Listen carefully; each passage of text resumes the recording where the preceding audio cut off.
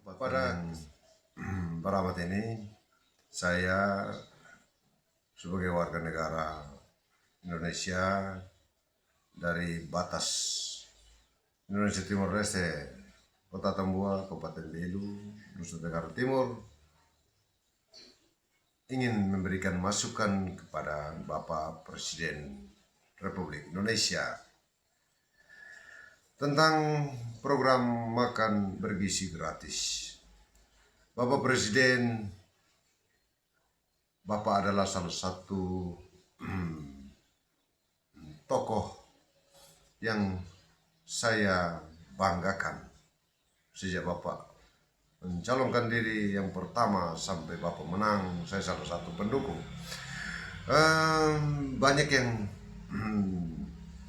berharap makan gizi gratis ini memang tujuannya mulia, tetapi perlu dikaji ulang karena begitu banyak anggaran.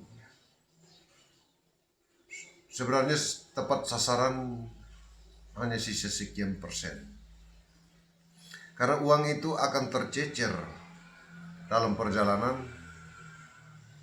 Yang diuntungkan paling besar adalah pihak ketiga.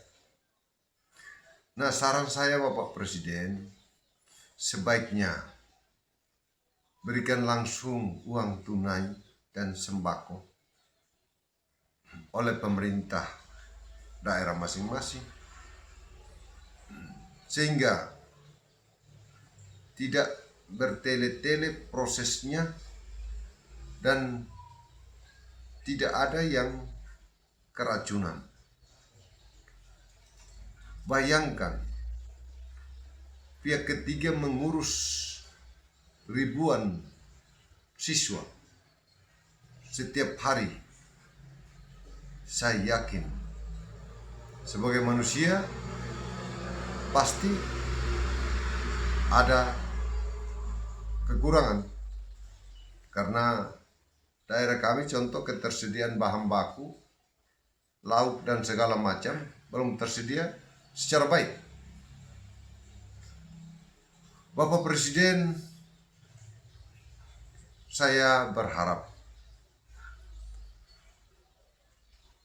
saya memberikan dukungan kepada Bapak karena saya berpikir Bapak adalah sosok negarawan. Bapak sudah punya harta berlimpah. Apa yang sebenarnya Bapak cari dalam pemerintahan ini? Yang kita harapkan adalah pelayanan kepada masyarakat dengan tulus dan ikhlas, sehingga program-program Bapak benar-benar menyentuh langsung rakyat.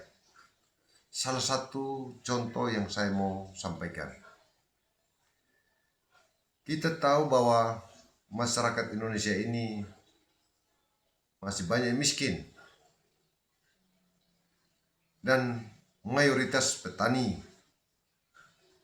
peternak, pedagang kecil, nelayan. Mengapa anggaran negara ini tidak lebih banyak untuk sektor-sektor itu?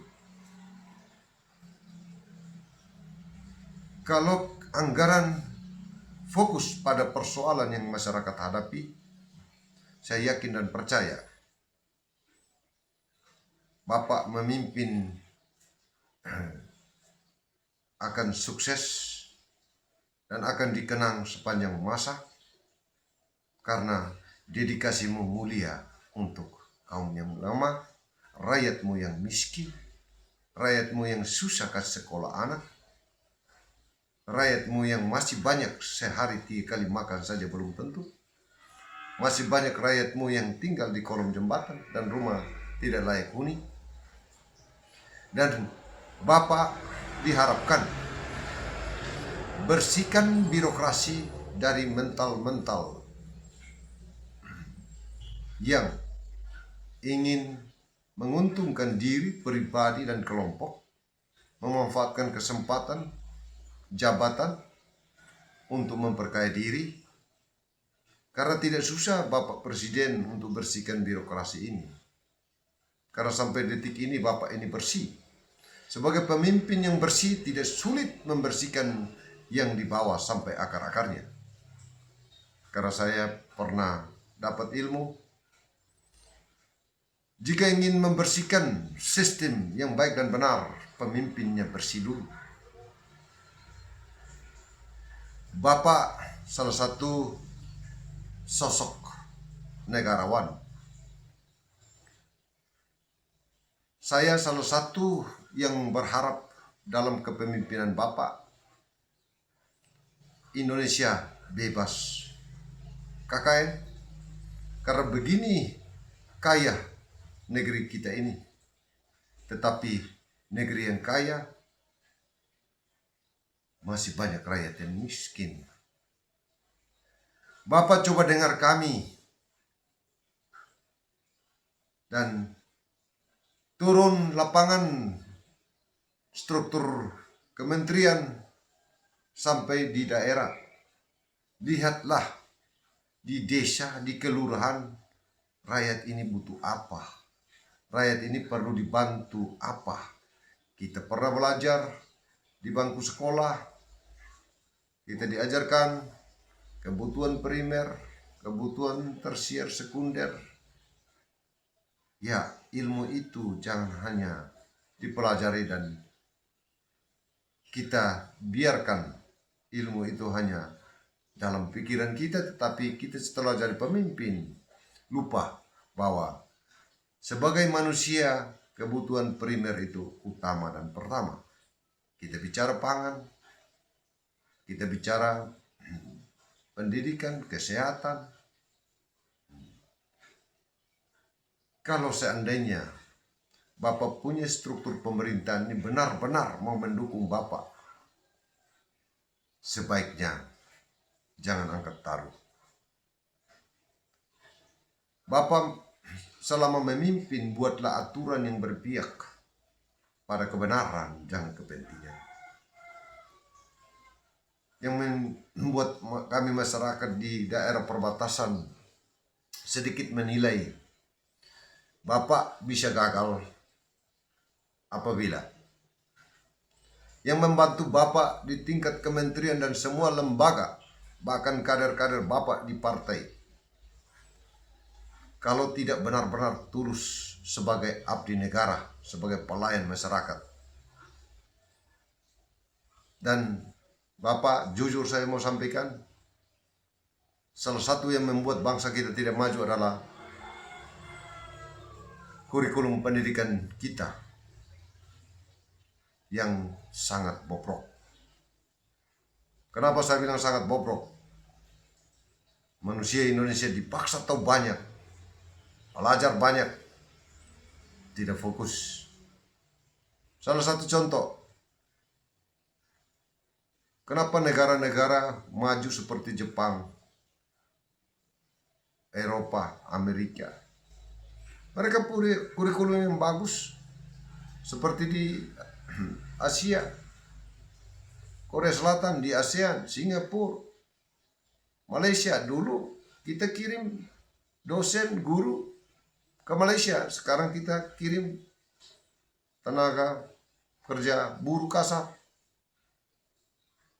Sangat disayangkan. Kalau Bapak berkenan,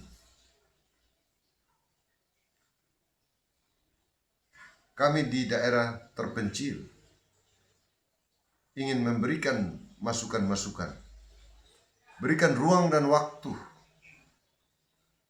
dan mendengar langsung dari masyarakat di daerah-daerah terpencil apa yang Bapak harus buat. Salah satu contoh yang dibuat Bapak Jokowi, kami merasa bangga bahwa kami daerah-daerah terpencil, akses jalan, jembatan, air, listrik, banyak yang merasakan dalam kepemimpinan Bapak Jokowi.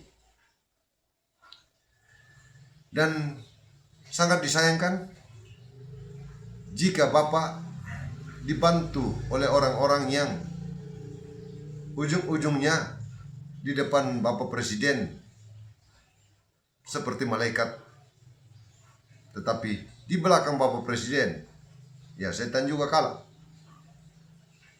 Jadi harapan saya, bangunlah Indonesia dengan nurani yang tulus. Dedikasimu sebagai negarawan tunjukkan. Dan undang-undang perampasan aset segera diselesaikan. Saya yakin Bapak didukung partai-partai yang besar. Tunjukkan kepada rakyat bahwa elit-elit politik yang benar-benar dengan tulus mendukung Bapak, beranikah undang-undang perampasan aset disahkan. Jika anggota DPR RI yang menolak, pengumumanlah kepada rakyat agar rakyat tahu siapa-siapa orangnya, sehingga ke depan rakyat tidak akan memilih lagi. Mungkin untuk sementara itu yang dapat saya sampaikan, Bapak Presiden yang terhormat. Kami dari daerah terpencil, tetapi otak kami tidak terpencil. Kami berharap kepemimpinanmu, Bapak Presiden, Bapak Prabowo, tunjukkan bahwa hukum benar-benar tajam untuk semua warga negara Republik Indonesia. Jangan hanya tajam ke bawah, tetapi tumpul ke atas. Itu saja yang dapat saya sampaikan. Terima kasih.